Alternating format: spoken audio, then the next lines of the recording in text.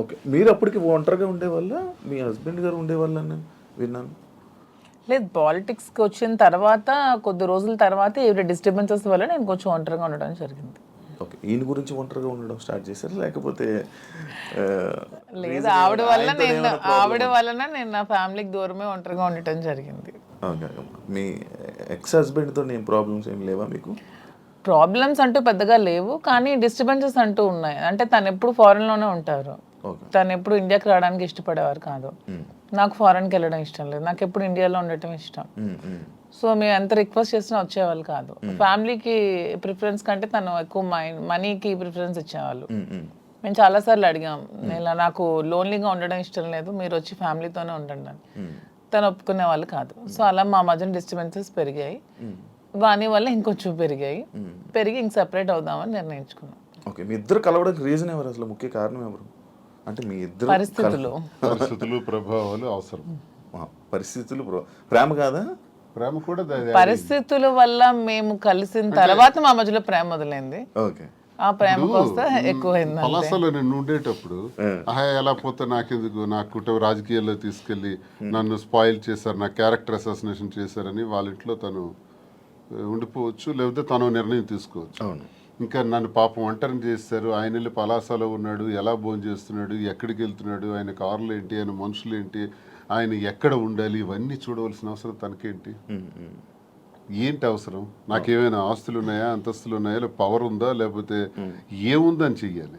కానీ అక్కడ ఏంటంటే ఒక తోటి మనిషిగా అభిమానం చూపించింది తను.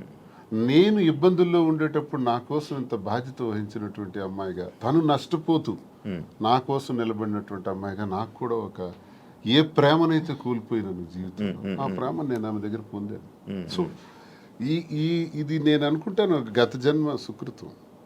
ఏది కూడా ఊరికే రాదు, జన్మలో అనుబంధం అది కంటిన్యూషన్ వస్తుంది. గత జన్మలో అక్కడ తాగింది ఇప్పుడు ఇక్కడతో కంటిన్యూ అవుతుంది. అంటే మీరు గత జన్మలో కూడా మనిషిగా వచ్చారంటారా? ఇప్పుడు రెండు ఉంటాయి సార్. కృష్ణ పరమాత్ముడు చెప్పినట్టు కర్మ సిద్ధాంతం ఒకటి ఉంటుంది. ABCD గత జన్మలో నేర్చుకున్నాం అనుకోండి, EFGHL ఎక్కడి నుంచి స్టార్ట్ చేస్తాం. అంటే ఈ నుంచి ఎలా స్టార్ట్ చేస్తామంటే ABCD గత జన్మలో నేర్చుకున్నటువంటి ఆ కంటిన్యూషన్ అనేది ఈ జన్మకు ఉంటుంది అన్నది ఖచ్చితంగా గత జన్మ సుకృతాలు, గత జన్మ వ్యవహారాలే ఈ జన్మ కొనసాగింపుగా ఉంటాయని కృష్ణ పరమాత్ముడు చెప్పింది, గీతలో కూడా చెప్పినటువంటిది. అది ఒకవైపు నమ్మితే అది నిజం. నేను కర్మ సిద్ధాంతాన్ని నమ్ముతాను కాబట్టి అది నిజం. లేదు సైంటిఫిక్గా వెళ్ళామనుకోండి, ఇట్స్ ఎ కెమికల్ రియాక్షన్, రసాయనిక చర్య. మనిషికి మధ్యన జరిగినటువంటి ఆలోచనలు, కలయికలు, ఆ పరిస్థితుల ప్రభావాలు బట్టి ఒక మనిషి మీద ఒక మనిషికి ఆకర్షణ, కోపము, వ్యతిరేకత, రకరకాల భావాలు ఎందుకు కలుగుతాయంటే రసాయనిక చర్యల వల్లే కలుగుతాయి. అలా అని కూడా అనుకోవచ్చు. సైన్స్ ఎప్పుడైనా కలగొచ్చు అంటారా? కలగచ్చు. అంతే. ఏ మనిషి ఎప్పుడు ఎలా మారుతారో, ఎప్పుడు శత్రువులు అవుతారో, ఎప్పుడు మిత్రులు అవుతారో, ఎప్పుడు ఏ రకంగా మారుతాం అన్నది ఇదంతా మనిషికి మధ్యన ఉండేది కెమికల్ బ్యాలెన్స్. అది ఇంబ్యాలెన్స్ అయితే ఇంకో రకంగా మారుతాం, వైలెంట్ గా మారుతాం. సైన్స్ ప్రకారం. లేదు కర్మ సిద్ధాంతం ప్రకారం వెళ్తే గత జన్మ సుకృతం. ఏదనుకున్నా మాది కెమిస్ట్రీ పరంగా చూసుకుంటే, సైన్స్ ప్రకారం చూసుకుంటే రసాయనిక చర్య, లేదు కర్మ సిద్ధాంతం ప్రకారం చూసుకుంటే గత జన్మ సుకృతం. ఓకే. మాధురి గారు, మీరు ఇద్దరు కలిసి ఉండడం స్టార్ట్ చేశాక మీలో ఉన్న మార్పులు ఏం చూసారు మీ జర్నీ? అంటే ఏ ఒంటరితనంతో నేను బాధపడ్డాను, ఏ ప్రేమ తక్కువై నేను సఫర్ అయ్యాను. మీకు కూడా ప్రేమ తక్కువైంది ఇంట్లో? మరి ఇద్దరు వేరేగా, ఒకళ్ళు ఫారెన్ లో ఒకళ్ళు ఇండియాలో ఉంటే ప్రేమ తక్కువ ఉంటుంది.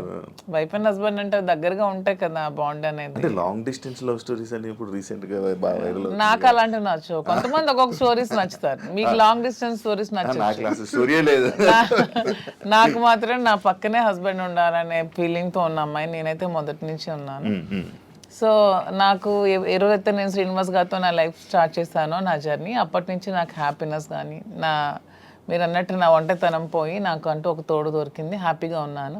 నన్ను వదిలే ఏ రోజు కూడా ఎక్కడికి ఇంతవరకు ఈ 4 yearsలో ఎప్పుడు ఎక్కడికి పోలేదు, ఎప్పుడు నాతోనే ఉంటారు. ఎక్కడికి వెళ్ళినా ఇద్దరం కలిసే ట్రావెల్ చేస్తాం, ఏ పనైనా ఇద్దరం కలిసే చేస్తాం.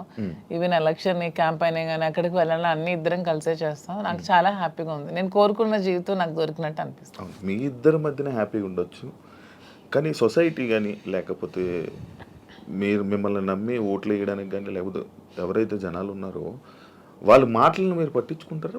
సొసైటీకి మా వల్ల వచ్చిన ఇబ్బంది ఏంటి నాకు అర్థం కాదు. అంటే మీరు ఏం చూపిద్దామని అనుకుంటున్నారు? ఏం చూపిద్దాం? ఒక హస్బెండ్ తో డిఫరెంట్ ఒక అమ్మాయి, ఒక వైఫ్ తో డిఫరెంట్ అబ్బాయి కలిసి ఇంకొక పెళ్లి చేసుకుంటున్నాం. దానికి ఇంకేం చూపించాలనుకుంటున్నారు ఎవరైనా? దీంట్లో ఏం చూపిద్దాం అని మీరు అనుకుంటున్నారు? ఎందుకు మీరందరికీ మీకు ఇది నెగిటివ్ కనిపిస్తోంది? నాకు నా హస్బెండ్ తో డిఫరెన్సెస్ ఉన్నాయి, ఇతనికి ఈమె వైఫ్ తో డిఫరెన్సెస్ ఉన్నాయి. సో మా ఇద్దరం కలిపి ఒకటయ్యాం. దానిలో తప్పే ఉంది. ఎంతమంది సెకండ్ మ్యారేజ్ చేసుకోవట్లేదు, 3-4 పెళ్లిళ్ళు చేసుకుంటున్నారు. మేము 2వ పెళ్లి చేసుకున్నాం. దీంట్లో ఎందుకు అంత చెప్పకుండా చేసుకుంటున్నారు? 3 పెళ్లిళ్ళు 4 పెళ్లిళ్ళు చేసుకుంటున్నారు. పెళ్లిలో ఒక ప్రెగ్నెంట్లు చేస్తున్నారు, పిల్లల్ని కనేస్తున్నారు, వదిలేస్తున్నారు, వీధిని పడేస్తున్నారు. మేము అవేమీ చేయలేదు. మేము మాకు డిఫరెన్సెస్ ఉన్నాయి, వీళ్ళకి డిఫరెన్స్ ఉన్నాయి. మా పబ్లిక్ చెప్పాం, మా ప్రజలకు చెప్పాం, మా ప్రజలకు చెప్పే మేము మొన్న ఎలక్షన్ చేసాం. ఎలక్షన్లో నేనే దగ్గరుండి చేశాను. వాళ్ళకి అన్ని నా గురించి తెలుసు. మా ఇద్దరిని దగ్గరుండి చేసాం. మా పిల్లల్ని చూసుకున్నాం, వీళ్ళ పిల్లలు పెళ్లి చేస్తారు, వీళ్ళ పిల్లలు సెటిల్మెంట్లు చదివించుకున్నాం. మేము గాలికి వదిలేదు కుటుంబాలకి. వీళ్ళ కుటుంబానికి ఆస్తి మొత్తం ఇచ్చేస్తున్నాడు, రోడ్డు మీదకి వచ్చారు. నేను నా తల్లిదండ్రుల ఆస్తితో నేను ఉన్నాను.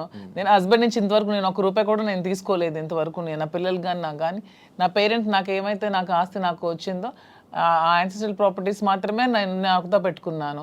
మీ ఎవరికి మేము ఏ బాధ పట్టుకున్నా, ఎవరికి ఎందుకు మేమేం దీనివల్ల ఎవరై సఫర్ అయ్యేది ఏముంది?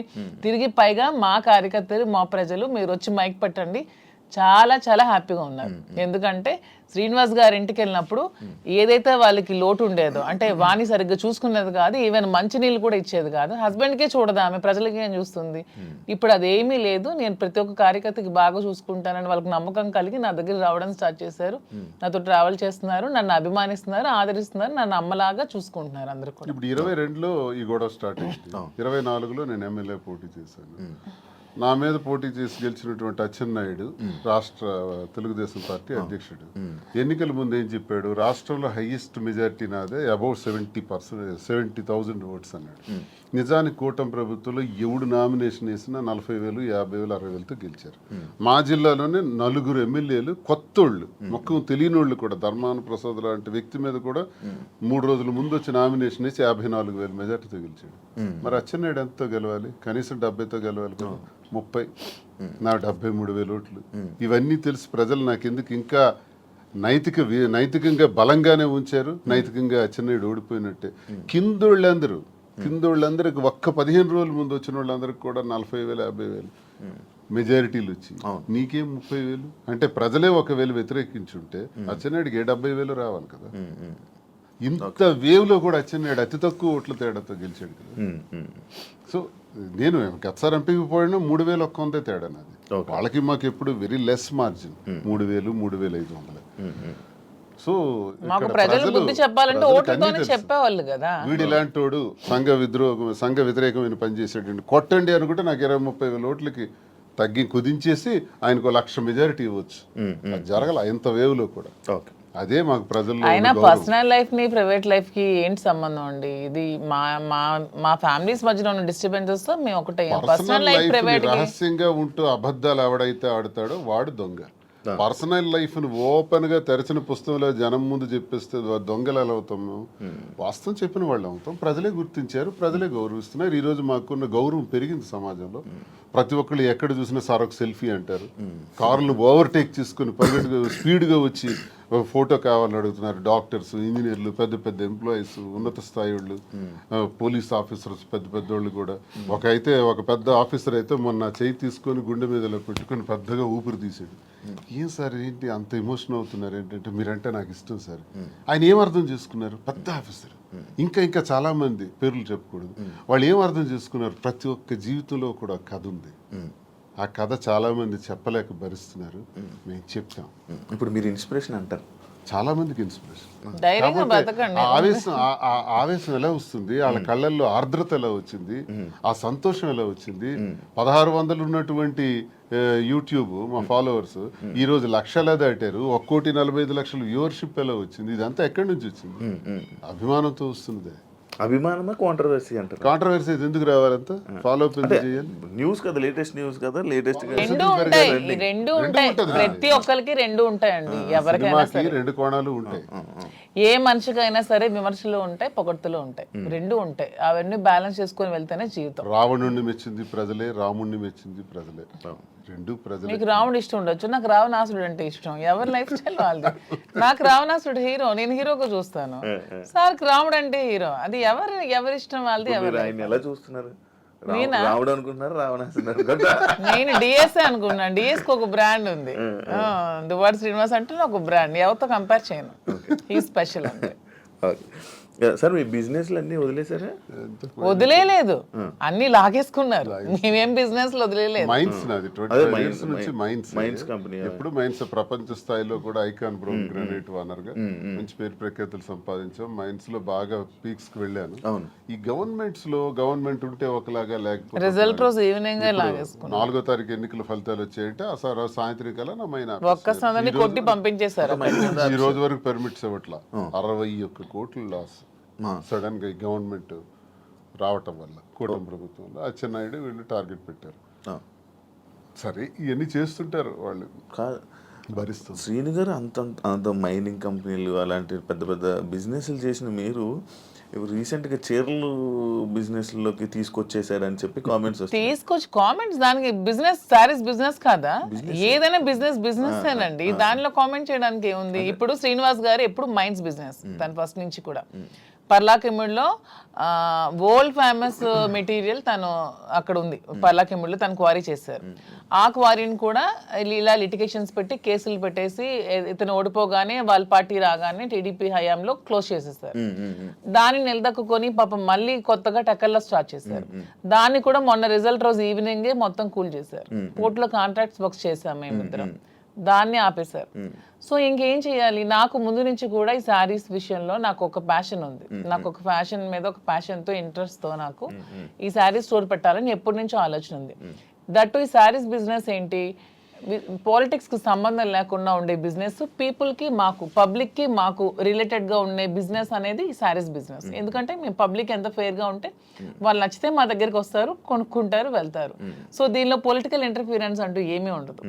సో అందుకని నేను శ్రీనివాస్ గారికి ఇంతవరకు మనం మైండ్స్ ఇవన్నీ చేసి ఎప్పుడు కోల్పోతూనే ఉన్నాం, ఎప్పుడు కూడా నిలదొక్కుకోలేదు. ఈ 4 yearsలో కూడా 30-40 crores వరకు పెట్టాం, లాస్ అయిపోయాం. మళ్ళీ ఇదే స్టార్ట్ చేసాం. మళ్ళీ నెక్స్ట్ టైం పార్టీ వస్తుందో రాదో, మళ్ళీ ఏమవుతుంది, పొలిటికల్గా ఇబ్బంది పడుతున్నాం. కాబట్టి ఇదన్నిటికీ డిఫరెంట్గా మనం తెలంగాణ అంటే ముందు నుంచి శ్రీనివాస్ గారికి నాకు హైదరాబాద్ మా ఫేవరెట్ ప్లేస్, మా ఇద్దరికి కూడా. హైదరాబాద్ ప్రజలు కూడా చాలా మంచి మనసున్న మనుషులు, ఎవరు వచ్చినా ఆదరిస్తారు. బ్రతకడానికి బ్రతుకు తెరువునిస్తుంది హైదరాబాద్. అదొక చాలా పెద్ద ప్రపంచం హైదరాబాద్ అనేది. చాలా మందికి లైఫ్ని ఇస్తుంది.